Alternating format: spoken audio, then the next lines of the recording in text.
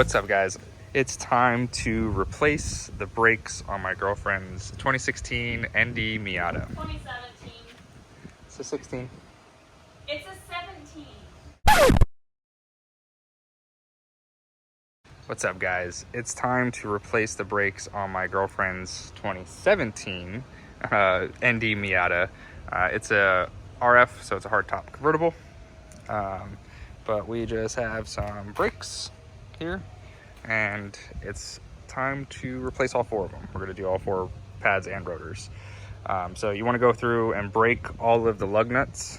And then when you broke all the lug nuts on the car, you want to jack it up and put it on jack stands and remove the wheel. And then you can get to the brakes and start taking them apart there. I'm going to do one side at a time. If you wanted to, you could jack it up and put on all four jack stands and do whatever you want, but I'm just going to do a side at a time. So let's get to it.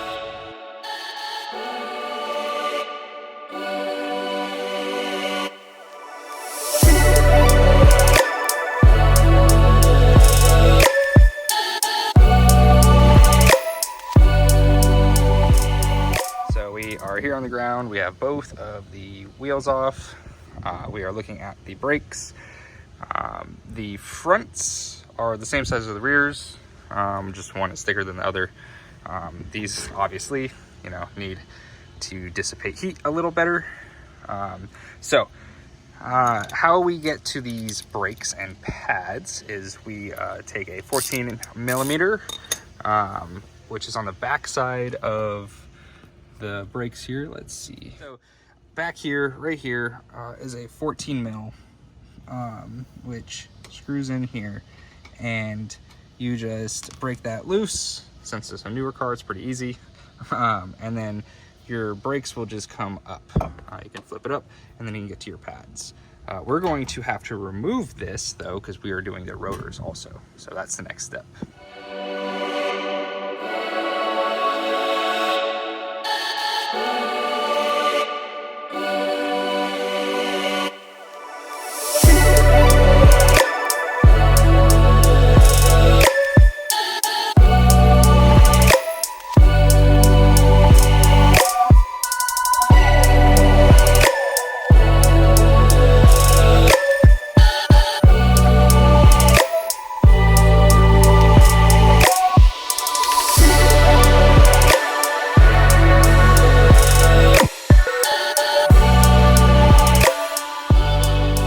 We have the front caliper off now.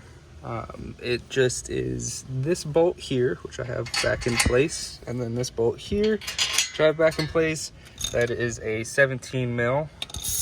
So now what we have to do is get the rotor off of the hub, which should be easy since it's a new car. Probably just gonna take a hammer and slap it on the back a couple times, but if that doesn't work, you get a screw and you screw it into that hole, and it drills into the back of the hub and it'll pop it off. So shouldn't need to do that, but that's what's next. All right, all it took was a couple hits of a hammer on the back while I was turning it. I was just hitting it on the back side and turning it, and then it just popped right off. So this is the new rotor on. It's not secured.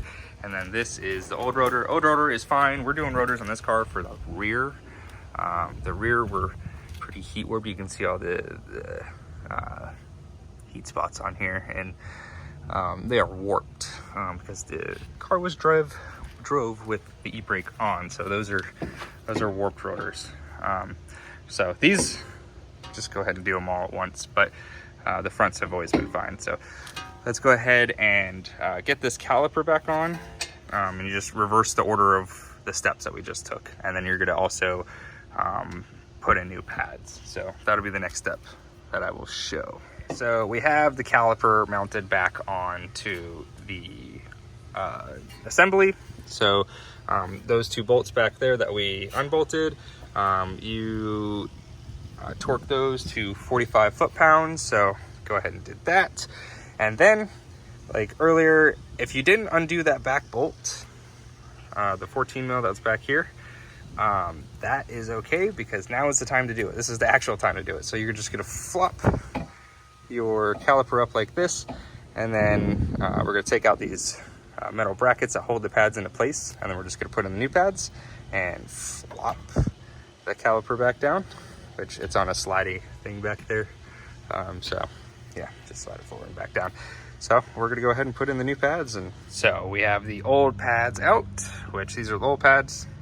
They don't really need replacing at all, but just going to go ahead and do all 4 of the car. So when you put your new pads in, it's a classic thing when you do brakes. The caliper, the piston on the back of this is going to be a little bit further out because these pads are worn further down. And in other brake jobs, it's a lot worse because these, usually the pads are pretty far down. But this piston, it needed to be compressed just a little bit. So what I did is I took the C-clamp and the old brake pad and just put it on the back of the caliper, and then C-clamped it down, compressed it back, and then it's just able to slide over the top of it. So now we just get to put our favorite 14 mil bolt back in, wherever that's at. Right here on the back here, and then when that's done, we can torque that down and move on to the next side of the brakes. Okay, so for the rears, it's much of the same. There are actually, instead of 17s, it's a 14 mil on the back, which holds the caliper to the assembly here, whatever you want to call it, and that's what gets that rotor, or that caliper off, and then now we need to get the rotor off. So like I said, I'm just going to take, we can't rotate this because the car's not neutral and the other tire's on the ground, but just going to bang this off, and hopefully it should come right off without having to use the screw here. So for the rear calipers, I have a couple pro tips here. First, you're going to have to take both sides off, and second, the caliper piston here is a cross, and you do not C-clamp that down. What you're going to do is you're going to take a flathead screwdriver, and you're going to turn that clockwise, and it'll spin in, and then you can fit it over. I had to sit here and do some Googling to figure out what the hell, but that is the answer. So just turn it in, which I thought was pretty neat. That's nice.